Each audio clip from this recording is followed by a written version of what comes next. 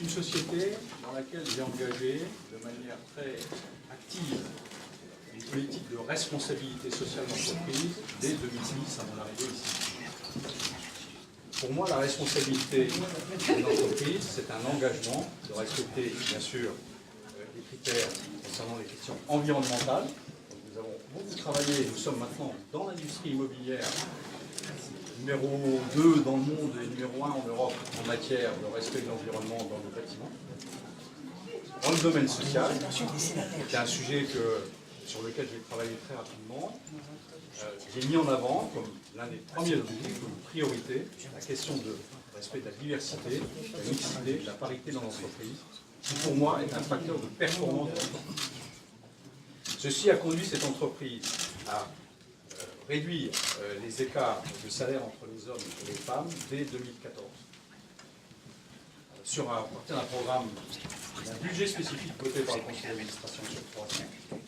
En 2015, nous avons nommé 50% de femmes à notre conseil d'administration. On avance par rapport à la loi Copé-Zimmermann. Et puis en 2016, a été créé ici, et un certain nombre de leurs membres sont présents ici, ce qu'on appelle un réseau de mixité. Ce sont des hommes et des femmes qui nous aident justement à comprendre les questions qui freinent aujourd'hui la parité dans les entreprises.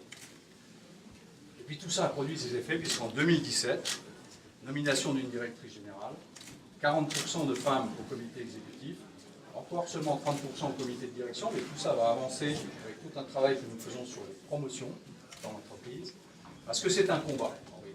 C'est une conviction personnelle, c'est un combat, c'est un progrès permanent, et donc c'est une volonté qui ne produit ses effets que si on reste extrêmement ferme sur les objectifs.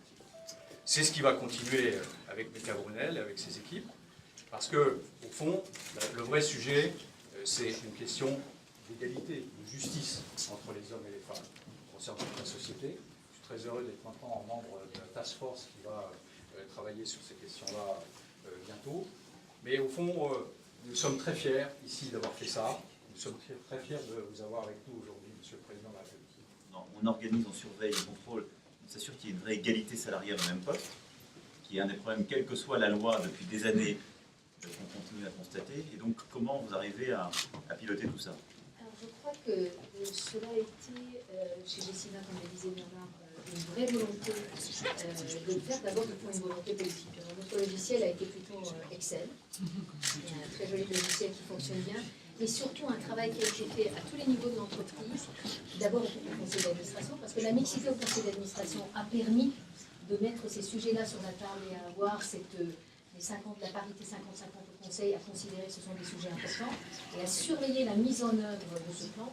Et derrière, c'est un examen qui était régulièrement pour réduire l'écart qui était de l'ordre de 15% à de l'ordre de 3% aujourd'hui. Parfois, ça peut être d'ailleurs des femmes qui sont plus aisées en salaire que les hommes, mais pour pouvoir regarder ça. Et puis, il faut aussi travailler avec ces femmes, et c'est pour ça que le réseau de mixité est important. Et il faut que ça soit un réseau mixte, hommes-femmes, pas simplement un réseau de femmes, qu'on ne soit pas entre nous à discuter, parce que ça doit nous permettre aussi à promouvoir de nouveaux talents. Parfois, nous sommes, nous, les femmes, freinées par nous-mêmes. On ne se met pas en avant assez, on se dit oui, mais c'est pas pour moi, oui, mais j'ai des enfants, etc. On est toujours considéré que la grossesse n'est pas une maladie. Et donc, pouvoir se mettre en avant et pouvoir progresser. Et ça, c'est ce qu'on a fait. Nous avons connu beaucoup de jeunes femmes dans la réorganisation que nous avons mis l'année dernière, des femmes d'une trentaine d'années, pour être patron du portefeuille, en charge de vraies responsabilités. J'ai eu la chance de travailler sur l'égalité professionnelle et salariale dès 2010. Et pour ce faire, nous avons mis en place un plan d'action qui devait durer 4 ans et avec pour objectif de réduire tout écart de rémunération injustifié entre les femmes et les hommes occupant le même poste avec des profils équivalents en termes de formation, d'expérience professionnelle et de performance. Chaque année, nous avons voté un budget pouvant aller jusqu'à 0,5% de la masse salariale. Et nous avons travaillé avec les managers. Nous avons regardé collaborateur par collaborateur, lorsqu'il y avait des écarts de rémunération supérieurs à 3%, en allant chercher la cause. Et lorsqu'il n'y avait pas de raison justifiée pour ces écarts, le collaborateur ou la collaboratrice concernée a pu bénéficier d'une augmentation de salaire. Alors certains ont bénéficié d'une augmentation sur plusieurs années consécutives, Mais notre fierté, c'est que nous avions prévu ce programme sur 4 ans. Effectivement, 3 ans, nous avions atteint notre objectif. Et nous avons comptabilisé, là, depuis que nous avons mis en place cet engagement, sur 150 collaborateurs qui ont pu bénéficier d'augmentation de salaire, 70% étaient des femmes, certes, mais 30% étaient également des hommes. J'ai voulu faire de cette cause, justement, de l'égalité femmes, la grande cause du quinquennat, que porte particulièrement la secrétaire d'État, mais comme on le dit souvent, qui est un travail qui doit impliquer tout le gouvernement et absolument tous les acteurs. Le maire de Paris, c'est bien aussi, qui conduit ce travail dans la ville, et ce que vous faites ici est exemplaire.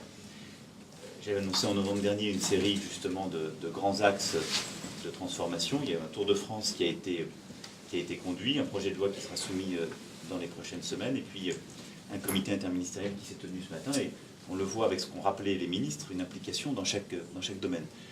Je pense que c'était important aujourd'hui de venir mettre en lumière, en effet, les bons exemples. Il y aura, le ministre le rappelait, un système de sanctions. On va renforcer très fortement d'abord la bonne application du droit, parce que l'inégalité salariale n'est pas conforme au droit. Donc il faut renforcer les contrôles en la matière et les sanctions qui en découlent. On va avoir une pratique, j'avais eu de notre temps sur d'autres sujets, comme les délais de paiement, mais de name and shame, parce que quand on dit qui se comporte mal, ça désincite à avoir ce comportement jusqu'alors qu'on cachait. Et parce que je pense vraiment profondément que dans une société comme dans une entreprise, quand on se met à mesurer, à suivre les choses, les comportements changent, parce que personne n'a envie d'être stigmatisé, et les gens sont heureux d'être valorisés. Et quand on promeut des valeurs à l'égard de ses clients, à l'égard de ses investisseurs, à l'égard justement de la communauté de l'entreprise, il est important qu'on puisse montrer que la pratique au quotidien est conforme à ces valeurs. Et ce que vous avez fait en référence à la responsabilité sociale de l'entreprise est aussi, je crois, l'esprit que nous voulons porter à l'égard de la transformation profonde de ce qu'est une entreprise dans la société. L'entreprise dans la société, elle n'est pas là que pour faire des profits. C'est très facile pour une entreprise de votre secteur de ne regarder que 2-3 agrégats financiers, on le sait très bien. Il y a un moment, ça s'arrête. Et le comportement des gens est en train de changer. Et je crois que d'ailleurs l'ensemble des entreprises ici présentes le savent. Il y a un aspect qui est lié aux valeurs, aux émotions dans une entreprise et qui suppose aussi de regarder le rôle que l'entreprise a dans la société. Alors, pour gagner cette bataille de l'égalité entre les hommes et les femmes en particulier dans l'entreprise, puisque c'est le sujet que vous portez, je pense qu'il y a plusieurs éléments que vous avez soulignés sur lesquels on va s'attacher à travailler ensemble. Le premier, et qui est à mes yeux fondamental, c'est bien souvent cette espèce d'autocensure qu'il y a. Le ministre en parlait aussi. Nous, on l'a vécu dans le champ politique. Quand j'ai dit on va avoir autant de candidats hommes que femmes et on ne va pas faire semblant, les premières semaines, on a eu 15% de candidatures féminines. Parce qu'il y avait une autocensure, beaucoup de femmes venaient et disaient c'est pas pour moi. Et dans l'entreprise, beaucoup d'égards, j'ai souvent constaté, c'est la même chose. C'est la même chose. Il y a des postes, beaucoup de femmes considèrent qu'elles ne sont pas destinées à avoir ces postes dans l'entreprise. Il y a des secteurs, ce que vous décriviez très bien. Et donc, il faut qu'on arrive à casser des présupposés, des préjugés, des constructions imaginaires et éducatives qui ne permettent pas aujourd'hui d'avoir une société pleinement ouverte et d'avoir donc des entreprises ou des responsables qui soient politiques, associatifs ou économiques, à l'image de ce qu'est notre société qui, elle, est paritaire. Et donc ça suppose de faire ce travail dès l'école, mais de le faire aussi dans le discours public et de dire qu'il n'y a pas d'interdit, que chacune a sa place. Ensuite, c'est de suivre les choses, de les mesurer. Ce que vous avez fait, ce que vous avez décrit, ça prend en effet, comme le disait la ministre, quelques années. Ça suppose d'avoir des équipes mixtes, mais ça suppose de regarder différemment les ressources humaines dans l'entreprise, les modes de management, et de ne pas s'arrêter à des critères, là aussi un peu stéréotypés. C'est vrai que, à chaque fois que j'ai interrogé des DRH, ils m'ont toujours dit, quand je recevais un homme pour une promotion, tout se passait bien. Quand je recevais une femme, je me disais, est-ce que je vais être capable ? Je dois dire que ça m'est parfois arrivé avec des ministres, des futurs ministres. Mais c'est frappant, ça se vérifie à un point médusant. Et donc s'il n'y a pas un travail justement pour casser ces attitudes, pour aussi que la valorisation au quotidien des collaborateurs soit différente. Parce que bien souvent, pour les raisons qu'on évoquait, ce sont les collaborateurs masculins autour de la trentaine qui vont rester plus tard le soir. Si on valorise celui ou celle qui reste plus tard le soir, bien souvent, compte tenu encore des contraintes et de certains éléments, ce sont les hommes qui gagnent. Et donc, il faut que les modes de promotion soient beaucoup plus subtils que cela, qu'on puisse croiser l'organisation du temps dans la journée, la motivation, etc. Et donc c'est tout ce travail fin que vous avez fait qui montre l'exemplarité. Et enfin, vous l'avez très bien dit, c'est non seulement indispensable dans notre société pour que chacun se sente reconnu, respecté, mais c'est bon pour les entreprises qui le font, c'est bon pour les organisations qui le font. Parce qu'on comprend d'autres choses, parce qu'on a une organisation qui devient moins clanique parfois, moins refermée sur elle-même, qui comprend d'autres réalités, qui a une sensibilité, donc une efficacité, une capacité à innover.